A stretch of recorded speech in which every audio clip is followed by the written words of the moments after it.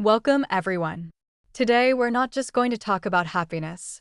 We're going to go inside the life of a man who had everything but felt nothing. His name is Jack. He's not a celebrity. He's not famous. He doesn't have a million followers or a Lamborghini.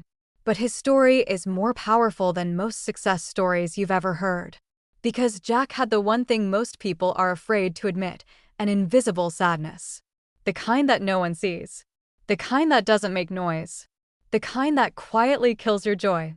This is not just his story. This might be yours too. So listen closely, because somewhere in these words, you may find the secret of your own happiness. My name is Jack. I still remember that night. It was a cold winter evening. I was alone, eating a dry microwave meal. The room went silent and suddenly I felt empty. Not pain, not sadness, just emptiness. On the outside, everything looked fine. I had a good job, money, contacts in my phone, even new shoes. But inside, something was missing. I asked myself, if my life looks fine, why don't I feel fine? I realized I was living but not alive. Every day was the same cycle: wake up, check phone, work, eat, scroll, sleep. I had stopped dreaming and stopped feeling. I felt guilty for feeling this way because people around the world suffer more. But I wasn't complaining. I was confused. I had everything society told me to chase, yet I felt nothing.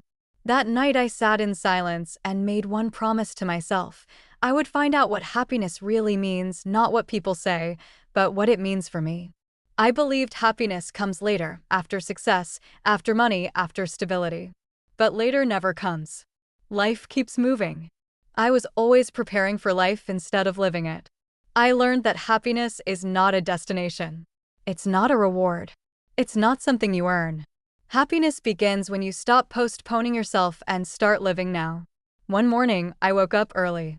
The city was silent. I didn't touch my phone. I just sat and breathed. For the first time in years, I felt peace. Not excitement, just calm stillness. I realized my mind was exhausting me. Overthinking, fear, comparison, these were stealing my peace.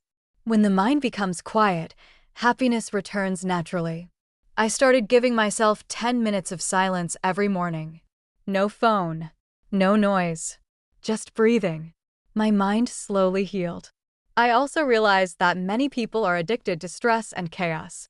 Peace feels uncomfortable because we are used to struggle. But peace is strength. Another truth hit me hard: no one is responsible for my happiness except me. I had been waiting for someone or something to fix me. But healing starts when you take responsibility for your inner world. I stopped blaming the world and started caring for my mind, my emotions, and my boundaries. That gave me freedom. Happiness didn't arrive with fireworks. It came quietly when I stopped pretending, stopped chasing, and accepted myself. Happiness lives in the present moment, not in yesterday's regret or tomorrow's fear. For habits block happiness. Overthinking, comparison, living for approval, chasing more and ignoring now. Your life is not the problem. Your resistance to life is. Happiness is breathing freely, resting without guilt, accepting yourself, and living honestly. You were not born to suffer forever. You were born to live. And the moment you stop running, you don't lose happiness, you return to it. Maybe today is the day you come home.